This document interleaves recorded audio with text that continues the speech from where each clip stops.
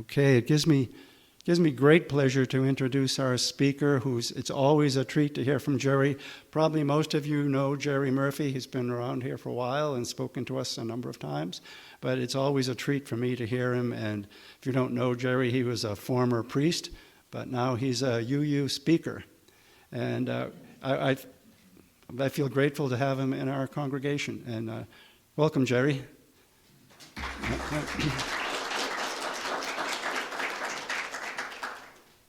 Yeah, the former priest seems like another lifetime.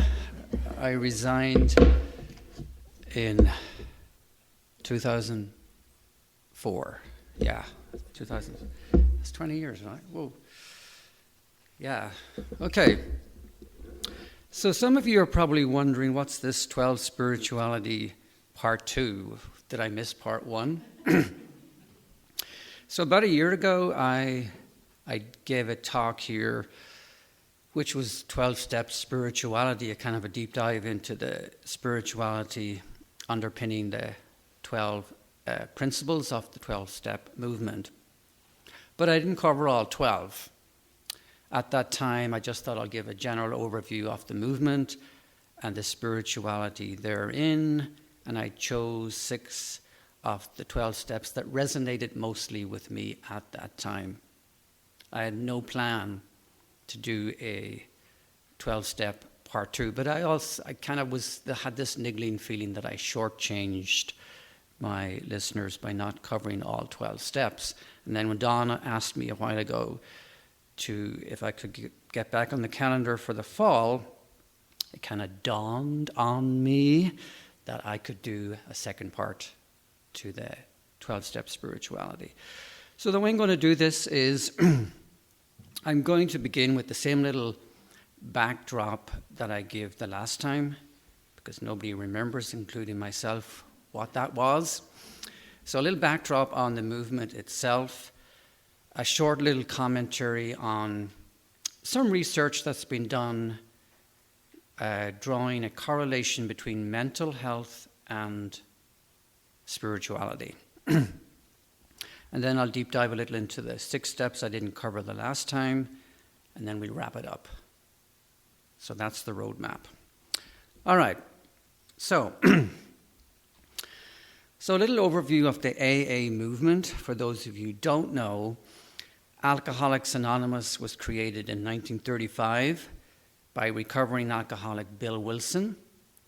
Wilson had been failing at his Wall Street career because of his drinking and was hospitalized a number of times, so it was pretty extreme. Friends tried to help him without much success. One person, a friend of his, Ebby Thatcher, helped him the most. Ebby had founded sobriety through a Christian movement called the Oxford Group, and he firmly believed it changed his life. AA is not a religious organization, but asserts that there is a power greater than us as individuals. So AA is basically a spirituality-based program. It works through a number of pathways. 4 of those pathways are called the 4 absolutes of Alcoholics Anonymous. They were kind of considered yardsticks in the early days of the recovery program. There are standards for determining appropriate behavior as measured through God's eyes. The 4 absolutes are honesty, purity, unselfishness, and love.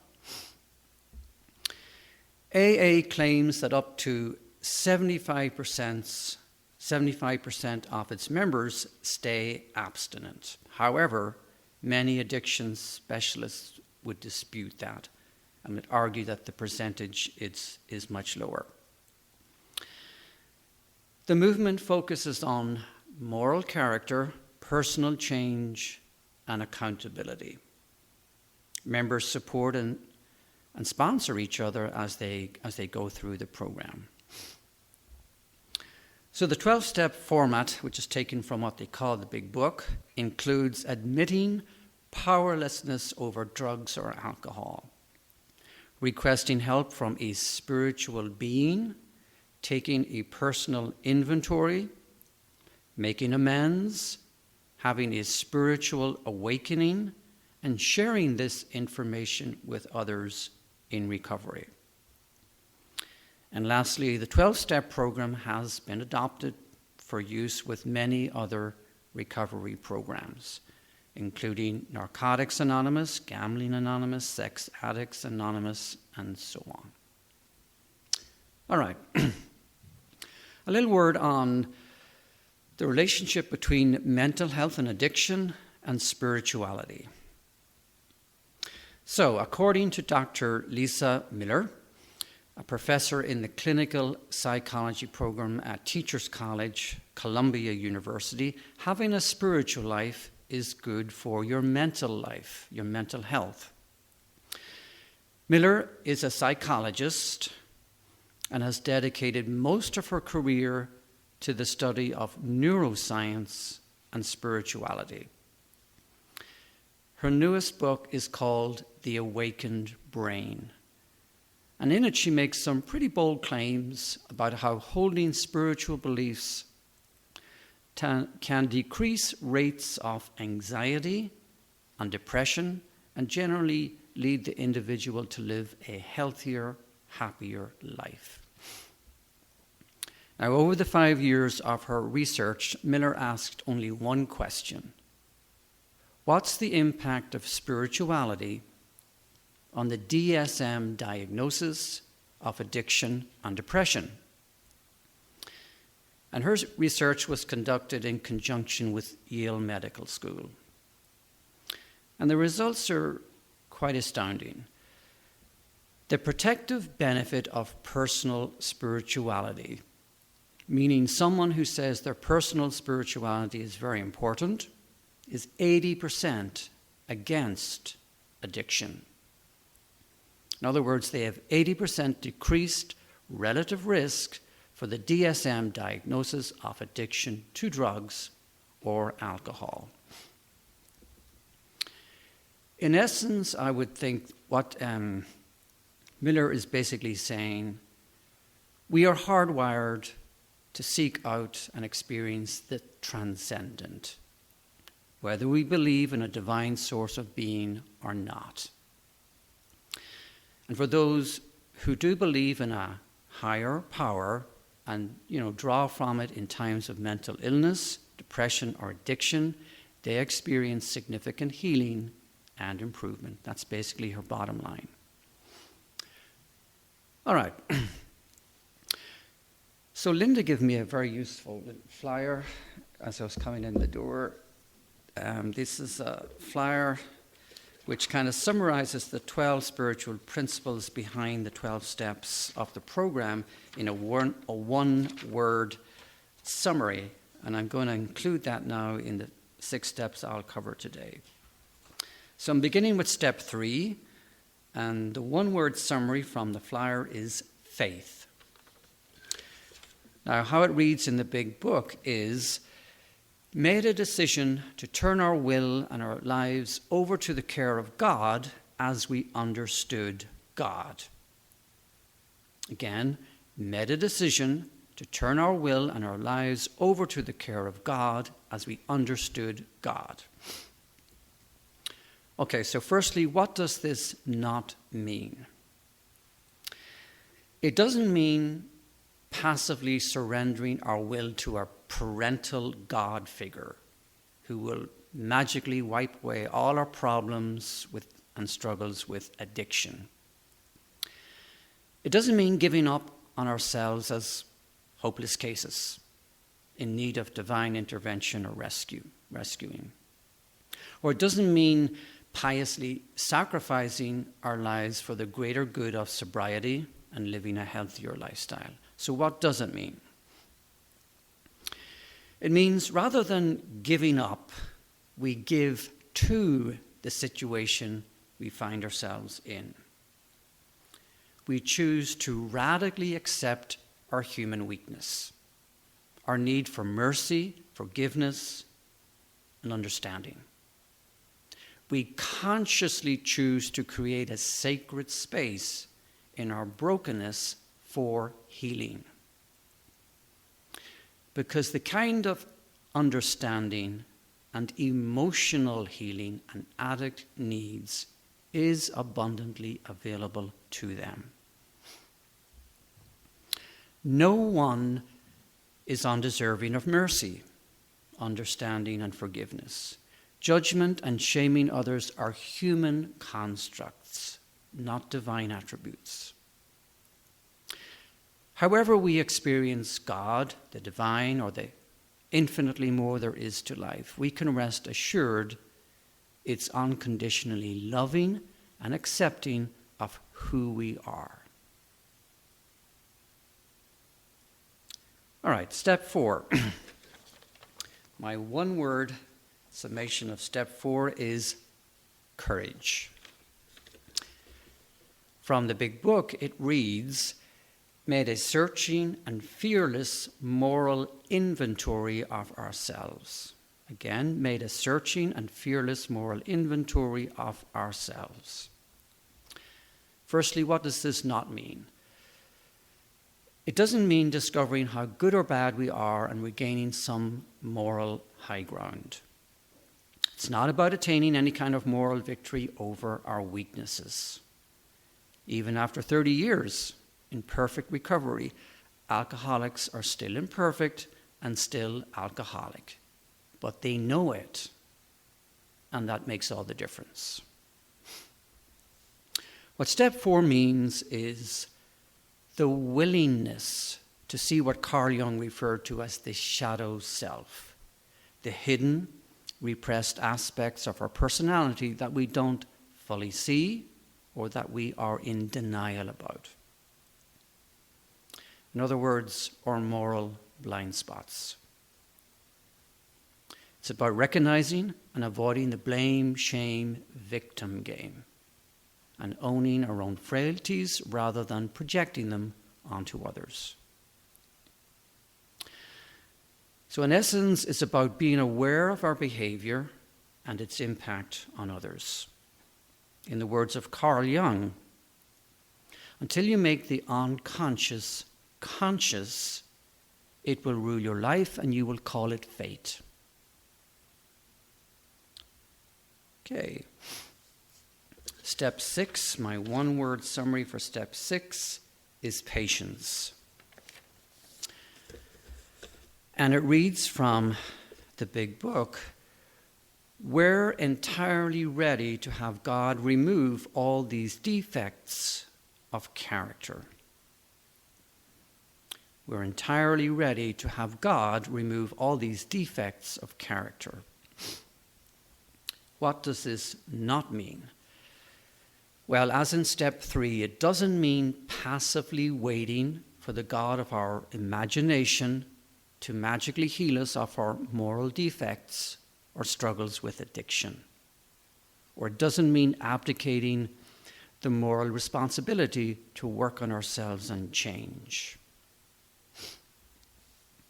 What it means is that we can expect much inner turmoil and struggle before we fully get out of our own way and allow accountability and true conversion of heart to emerge.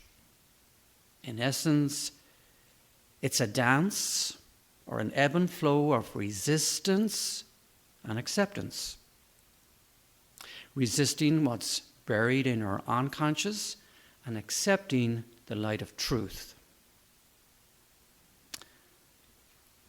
The 12-step program is a rigorous spiritual practice for those willing to undergo the steps. And in most cases, this takes years.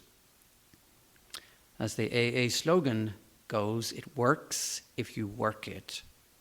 But the program will not work for those who simply aren't ready. Now, I've prayed here on occasions. Some of you will know from my sister back in Ireland. She's in her mid-50s, and she's been struggling for some years now with alcoholism. So I would say it took her probably 2 years before she could even accept step 1 of the AA 12-step program, which is acceptance.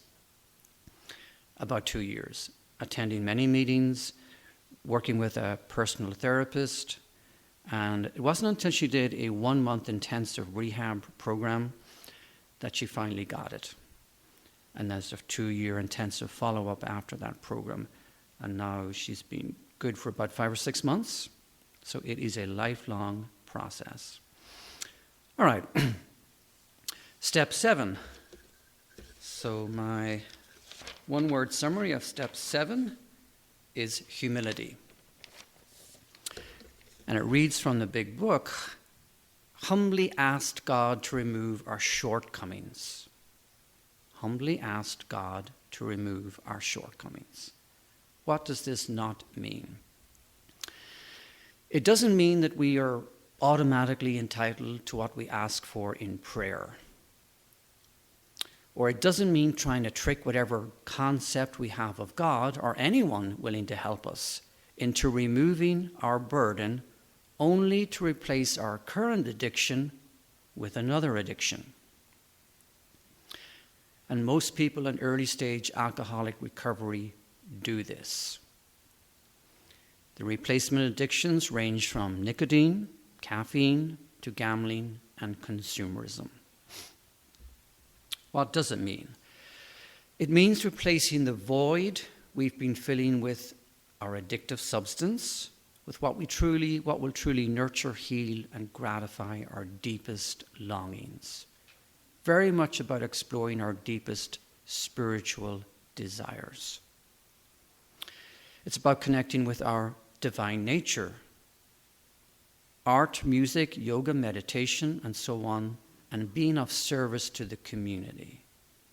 It's about feeling the gift and abundance of life, being in right relationship with life. Asking, seeking, and searching in the right places and with the right people, those who truly have your best interests at heart, and avoiding those who don't. All right. Step 10. My one-word summary from the flyer for step 10 is integrity. And as it reads from the big book, continued to take personal inventory, and when we were wrong, promptly admitted it. Continued to take personal inventory, and when we were wrong, promptly admitted it. What does this not mean? It doesn't mean relentlessly subjecting ourselves to a daily examination of conscience on everything we think, do, and say. It doesn't mean getting lost in a self-critical, self-absorbed mindset, harshly judgmental of ourselves and others, especially of our own dysfunctional behavior. So what does it mean? It means to gently watch ourselves objectively, calmly, and compassionately. And from this more positive and dignified position, we can let go of and more easily admit our wrongs. Standing in their inherent dignity, people who know who they are find it the easiest to know who they aren't. To rely on any drug or substance is to become unconscious. In the words of Richard Rohr, a Franciscan priest, writer, and activist, to be fully conscious would be to love everything on some level and in some way, even our mistakes. To love is to fall into full consciousness, which is contemplative, non-dualistic, and includes everything. All right, step 11. My one-word summary, self-discipline.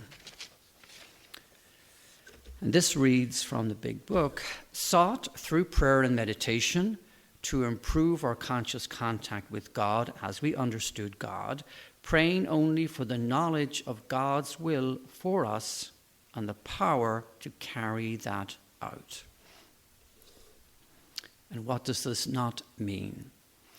It doesn't mean indulging in a pious, self-centered practice of communicating with God as we understand God or the divine, for what we think we need, or inviting a higher power to impose their overriding will on us. What it means is opening our mind and heart to what we truly desire and to what truly serves our highest good. It's a transformation in the way we see ourselves and the world we operate in. As Richard Rohr puts it, that new mind knows, understands, accepts, and sees correctly, widely, and wisely. Or in the words attributed to Albert Einstein, we cannot solve our problems with the same thinking we used to create them. Or in the words attributed to Jesus in the Gospel of Mark, and no one pours new wine into old wineskins. Otherwise, the wine will burst the skins, and both the wine and the skins will be destroyed.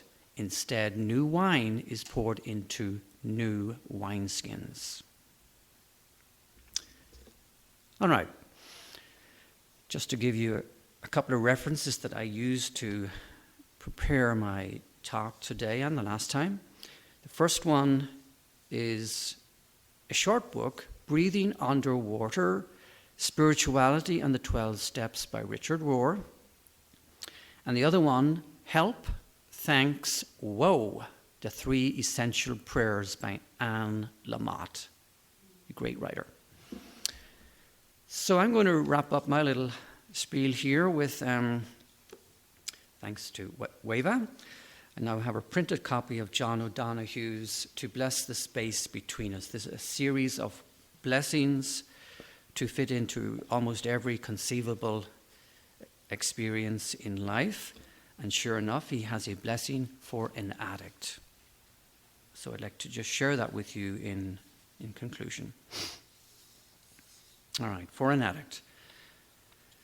On its way through the innocent night, the moth is ambushed by the light, becomes glued to a window where a candle burns, its whole self, its dreams of flight, and all desire trapped in one glazed gaze. Now nothing else can satisfy but the deadly beauty of flame.